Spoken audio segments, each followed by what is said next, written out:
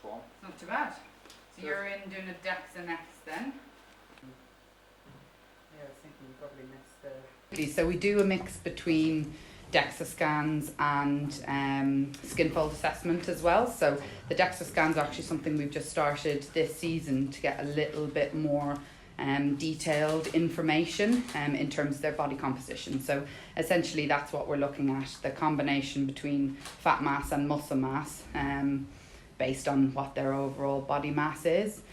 So in terms of the skin folds, we're mainly just assessing using a 2-compartment model fat mass subcutaneously under the skin, where with the DEXAs we can get an idea of internal fat mass, and we also get a really specific we get the exact kilograms of muscle mass as well. So in terms of the training that they're doing, everything that's progressing across pre-season, we get a really good picture of how training is impacting them. Has their muscle mass changed in line with maybe their strength changes, or in terms of their fitness levels based off those change, has that impacted their muscle mass and their fat mass, and then overall how that's impacted their weight on the whole. I kind of left my last role to do this PhD because I was really interested to get into rugby and to contribute back to the research. But I suppose I choose to use all my spare time to then play rugby myself. I think the biggest thing for me, you've got to be really well organised and a good communicator, so that, you know, the coaches on all the different teams that I play on, my supervisors for my PhD, my boss at Leeds Rhinos, everyone's aware of what my schedule is, when are the pinch points, like when it gets really difficult, for example with the Six Nations, but at the same time the start of the Leeds Rhinos season, plus deadlines for my PhD. Everyone needs to be aware of everything all the pressures that I'm under, and then trying to balance them. But all those different groups are really supportive. I mean, unfortunately, we're only semi-professional in rugby union with the women, so they kind of recognise everyone as a full-time job. Some have 2 jobs, so they are quite understanding. And then as well, what better industry to be in to understand elite sport than elite sport? So they kind of get it when, for example, for September, I was away for a month at the World Cup qualifiers, so they kind of understood with Leeds Rhinos that I wasn't going to be around. But as long as I preempt it and anticipate, right, you'll need this on this day, here's how you're going to do that when I'm away, as long as everything's covered, then it works out okay. But a challenge, but I wouldn't have it any other way.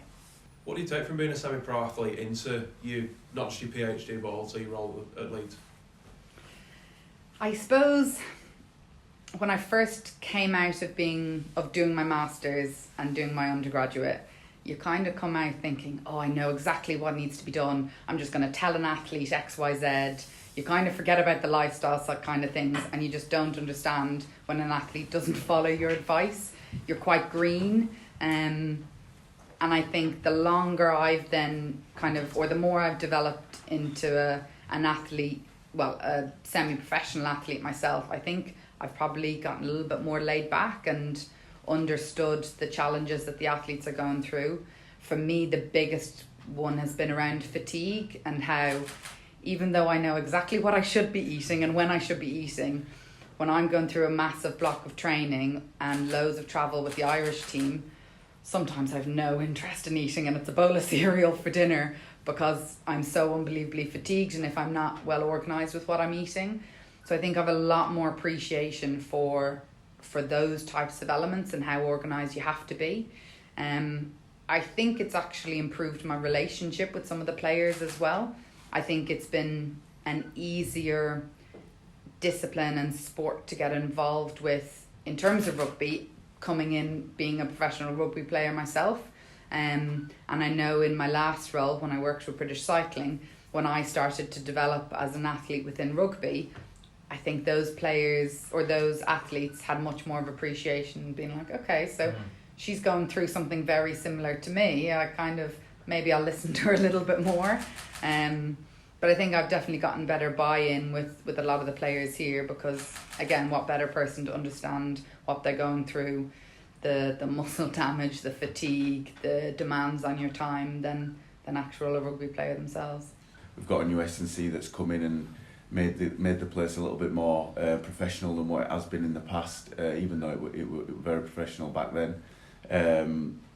everything's running really smoothly now. Time, everything's on time and stuff, and I think he's been a great addition to the staff, and it'll be good for us going forward. These DEXA scans it's the main number we're looking at really is the body fat from it, and see how much body fat we're carrying, because ultimately it's something that it adds no value to us carrying fat.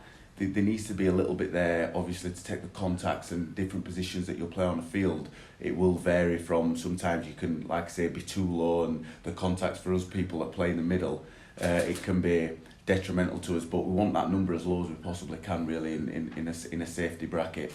And I think it's important for us to know what that number is going onto a field, because if we're carrying too much fat, it makes everything slow, it makes us unfit, and we want to be able to move around the field as efficiently as we can. And I think that's what them DEXA scans give us, the knowledge on where we're at. I also think it helps in terms of recovery, coming back from something like that, because you lose a lot of muscle in especially that part of the body, and the DEXA scan shows the difference between maybe your right leg and left leg. And unfortunately last year, due to COVID, we didn't have access to all this, so it's been great to use these facilities. In performance nutrition, we work from a performance backwards approach. So everything that we advised is focused around their performance and getting the most out of the athlete, but also out of the team as a whole. So we normally try and take a 3-focused approach. Everything we advise is either focused around that game day performance. So are we maximising what they can do and achieve on a game day? Are we able to optimise what they can do in terms of the training to then support game day? And then finally, to focus on reducing the risk of illness and injury, and helping, unfortunately, injuries do happen, but helping them come back from injury as quick as is appropriate.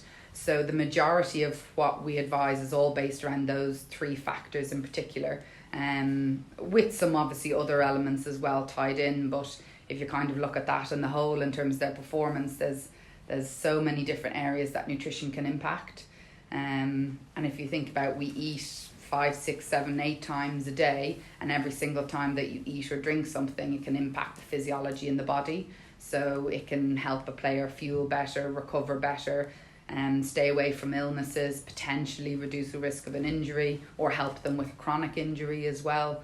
So there's many factors, and sometimes it is underutilized, but it's probably the one that I find in terms of sports science that most people engage with the most, because it's really easy to understand, because everyone eats, everyone drinks, so you can understand it a bit more.